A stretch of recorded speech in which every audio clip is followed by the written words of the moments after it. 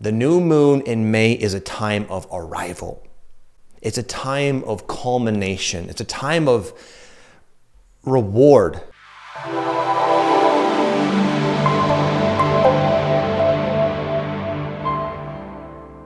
Hey, what's going on, my friends? Welcome to my YouTube channel. My name is Victor, and today I'm going to share with you 5 things I think you should know about this powerful new moon we have here on May 19th, 2023. It's a very exciting time right now because a lot of the spiritual seekers all over the planet are going to finally have a noticeable breakthrough in that spiritual realm. People that find themselves attracted to my YouTube channel and other videos and channels and information of the like, for the most part, have been on a spiritual path for quite some time. Have been, whether they chose to or signed up for it or not, you've been putting in a lot of work, a lot of energy, a lot of time, a lot of sacrifice, many leaps of faith. Many times you're kept awake at night being sort of forced to confront the current unresolved issue bubbling up in your consciousness to be seen, felt, released, integrated. And for a lot of us, for years, we've been going through this metamorphosis, this transformation that on an intuitive level, we feel, we know it's leading somewhere, but it hasn't quite arrived just yet. The new moon in May is a time of arrival. Okay, my friends, as I said, I'll go ahead now and break this reading down into 5 more grounded and specific themes that you may be exploring and experiencing at this time. Number 1, spiritual breakthrough. Kind of going back to what I said in the introduction, it's a time of your efforts finally coming to some type of noticeable and worthwhile fruition, especially in your spiritual journey, in your own personal spiritual journey. It kind of reminds me of years ago, I found this book about opening your third eye.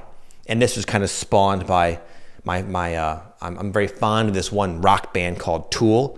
And the band has a song called Third Eye. And eventually I just started to kind of wonder, what does he mean? What does this guy mean by third eye? So I looked it up, I bought a book, I saw a bunch of exercises, and I practiced. And I practiced and I practiced and I practiced, and I saw very minimal results, but I was stubborn and persistent, and after quite a while of doing the same thing over and over and over again, I started to finally have, the third eye phenomena happening, where I would close my eyes and I would see the indigo lights. I would find myself traveling through a tunnel and all the cool stuff that was promised in the book.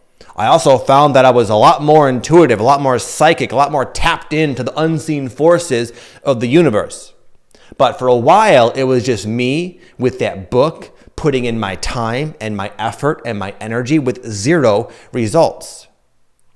But eventually, you get something.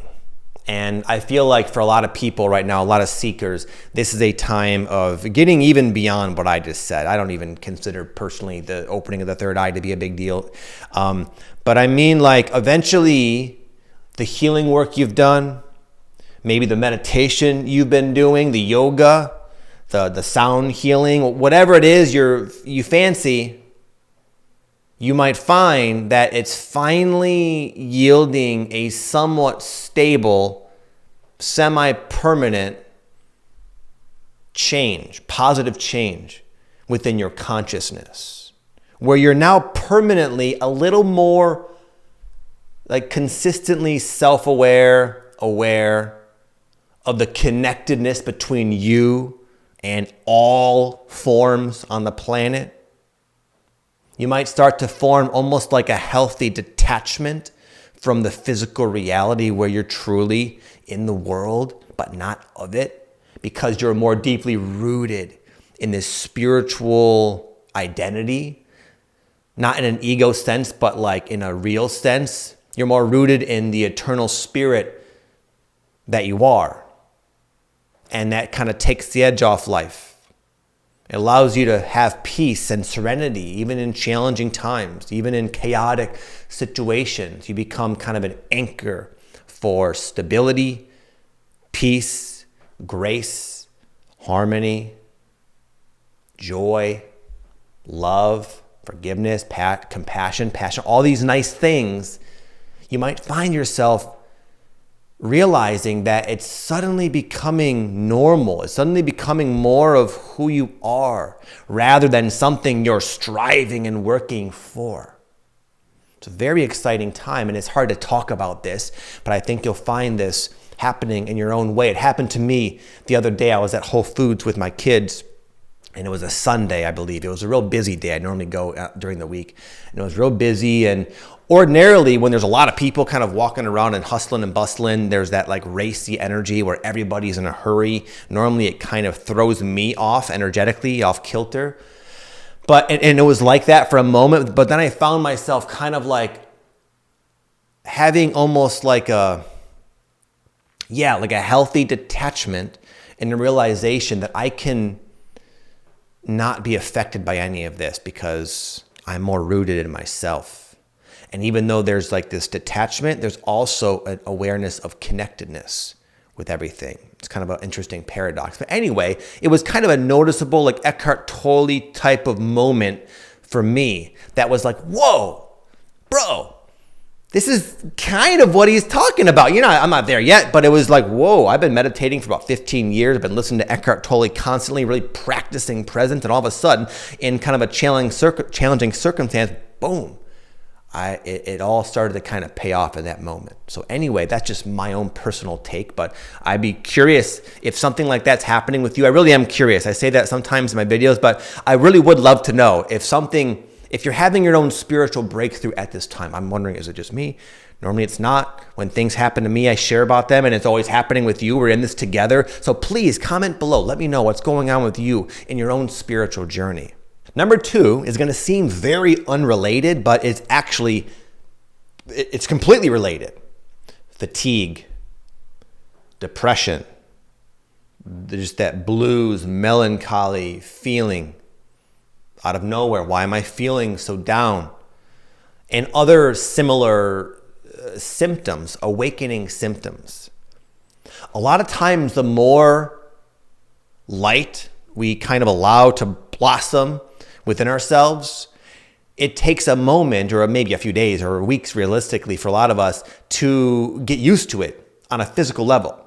So that same light, your same enhanced connection to source energy, even though it's an energy in and of itself, can temporarily kind of fry your system. It can make you feel lethargic, fatigued, mental fog, mental burnout, like everything's normal in your life. Why am I so tired? Or why am I waking up so depressed? It's a beautiful sunny day. Everything's fine on paper in my life, but there's this unmistakable feeling of like blues and like I'm depressed for seemingly no reason. This just seems to be I would say a universal, of course it happens on a very individual level, but a fairly universal phenomenon associated, believe it or not, with spiritual breakthrough, spiritual progress, becoming more light within yourself. And a classic example of this comes from a book I read years ago. It's called Living with Kundalini by Gopi Krishna. Gopi Krishna had a classical Kundalini awakening at a fairly young age, maybe 30 years old or something. And then the whole book was about his experience of assimilating that powerful Kundalini awakening.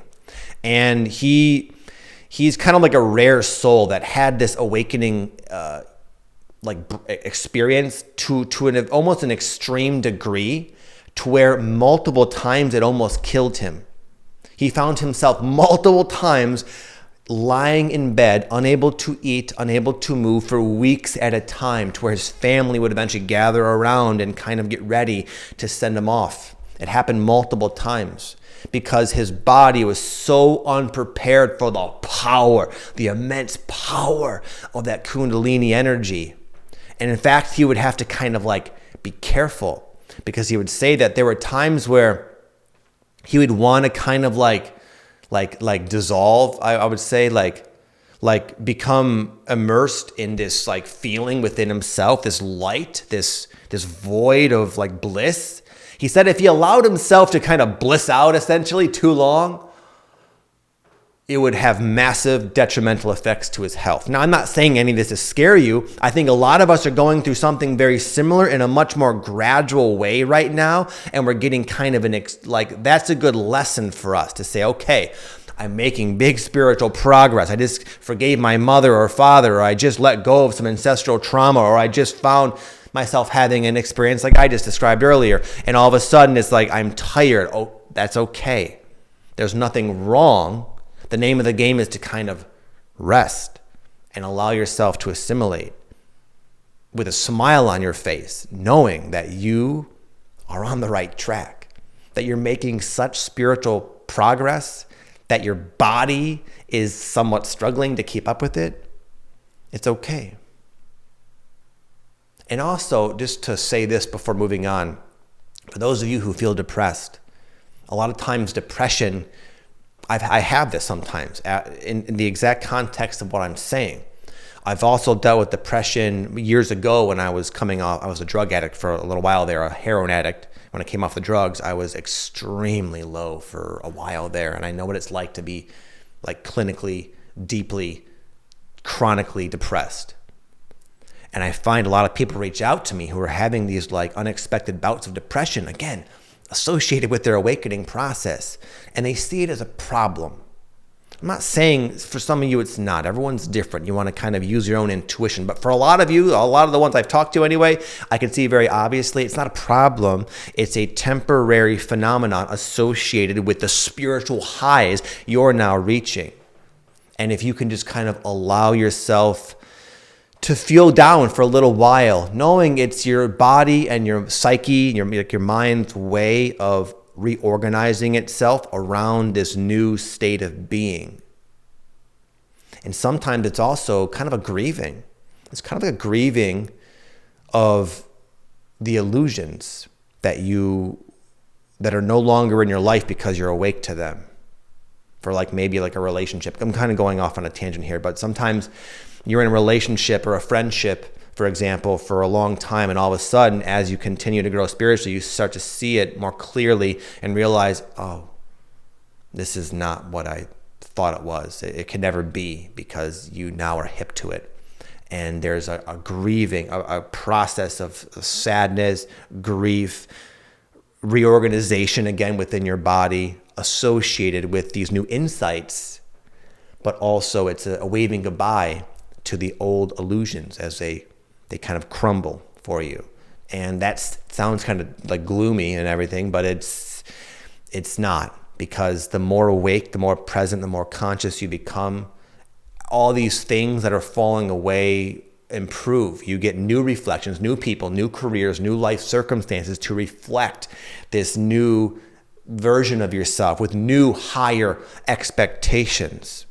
So anyway, my point is, if you're feeling fatigued or you're feeling depressed or whatever, this is just a new way of looking at it. You can take it or leave it. It works for me. It really has helped me to not fight these problems and rather see them as connected to something very positive. And whether I'm right or wrong, this mindset has allowed me to really roll through these types of ups and downs a lot more smoothly and seem to really reap a lot of the benefits I believe are connected to them. Number 3, it's going to sound way out of left field, but the 5% rule.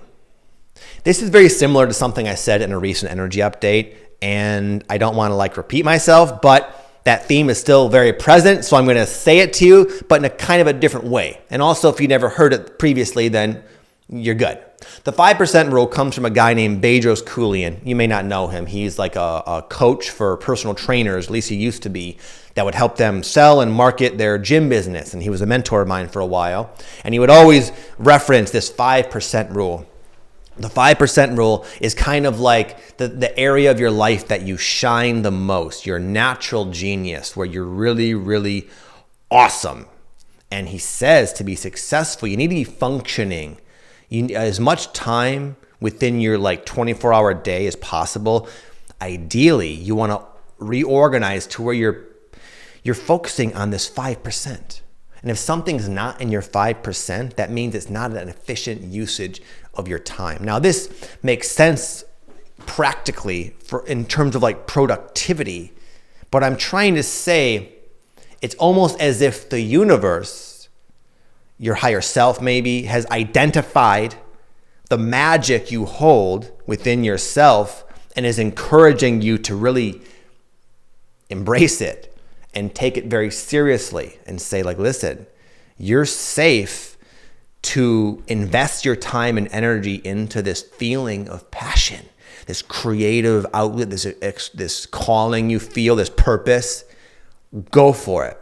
It's okay and wise on a practical level, in terms of productivity and just based on where you're at in your life, to start to maybe trim the fat in your life and look at like all the things you're doing in a day and ask yourself, what could I cut out? How could I free up some time and bandwidth in my day-to-day flow so I can put more energy, more focus, more time into this 5%? Number 4, support from the universe. This is also something connected to number 3, and hopefully will confirm what you might already feel intuitively anyway.